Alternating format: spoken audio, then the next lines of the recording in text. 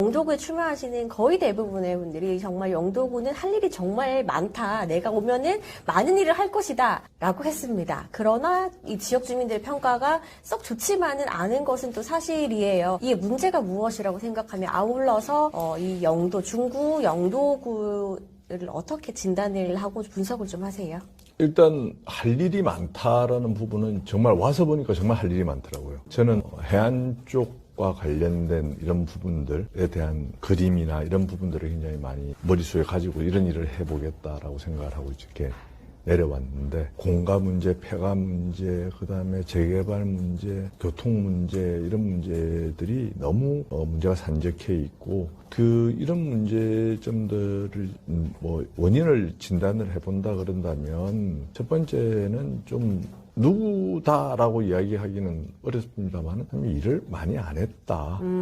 일을 많이 안 하고 네. 기존의 틀 안에서만 뭔가 문제를 자꾸 풀려고 하니까, 이미 세상은 다른 지역이나 이런 부분들은 많이 나가 있는데 우리 지역은 그 기존 틀, 딱 답보된 하나의 틀 안에서만 자꾸 문제를 풀려고 하니 문제 풀기가 많이 어려웠다라는 생각을 하고요. 저는 조금은 더 큰 방향에서 또 시도해 보지 않은 방식으로, 그게 필요하다가 입법 주체가 필요하다 그러면은 입법을 해야 될 것이고, 기존의 제도나 틀을 활용할 수 있는 그런 부분들은 또 새롭게 활용을 해서 변화와 또 혁신을 좀 시켜가겠다, 이런 생각을 가지고 있습니다. 네, 이 틀에 이를테면 시설이 노후화됐기 때문에 현대화 사업을 해야 한다, 이런 틀을 말씀하신. 그렇죠. 그러니까 예를 들어서 기존의 도시 재개발이다 그러면 민간 사업자를 한다든지 이런 거, 그다음에 좀 더 규모가 큰 형태의 개발 사업이 아닌 부분 민간에 의한 부분 개발이 되다 보니까 이게 도시도 불균형하고, 그다음에 이제